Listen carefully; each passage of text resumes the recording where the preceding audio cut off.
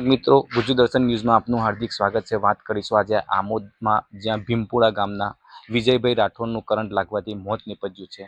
સમગ્ર મામલે આપણે વાત કરીશું કે તેમની સાથે જે કામદાર જે કામ કરતા હતા તેઓ પણ ત્યાં સ્થળ પર હાજર હતા। તેમની હાજરીની અંદર જ આ ઘટના બની હતી। આપણી સાથે તેઓ પણ ઉપસ્થિત છે। શું નામ તમારું? મનોજ લખન। તો ભાઈ, શું ઘટના બની હતી અને આ ભાઈ શું કામ કરતા હતા તો જ્યાં કરંટ લાગ્યો અને તેમનું મોત નીપજ્યું? પ્લાસ્ટર કરતા હતા। તમે પછી શું કર્યું?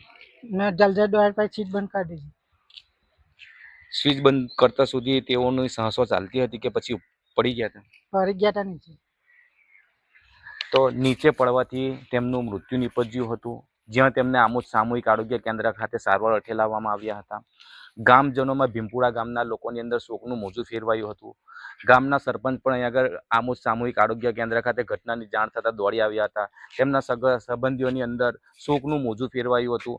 આમોદ સામૂહિક આરોગ્ય કેન્દ્ર ખાતે જનસેલાબ ઉમટી પડ્યો હતો, કારણ કે આ 39 વર્ષીય વિજયભાઈ રાઠોડ જે એક ખૂબ જ સારા વ્યક્તિ હતા, ખૂબ જ સારી પ્રતિષ્ઠા હતી તેમની, અને તેમને લઈને આખું ભીમપુરા ગામ જાણે આજે આ સામૂહિક આરોગ્ય કેન્દ્ર ખાતે દોડી આવ્યું હતું। તેમના પરિવારમાં પણ શોકનું મોજું ફેરવાયું હતું। સમગ્ર ઘટનાની જાણ આમોદ પોલીસને થતાં આમોદ પોલીસ પણ તાત્કાલિક ઘટના સ્થળે દોડી આવી હતી અને સમગ્ર મામલે તપાસ હાથ ધરી હતી। જાવેદ મલિકનો રિપોર્ટ, ગુજ્જુ દર્શન ન્યૂઝ, આમોદ।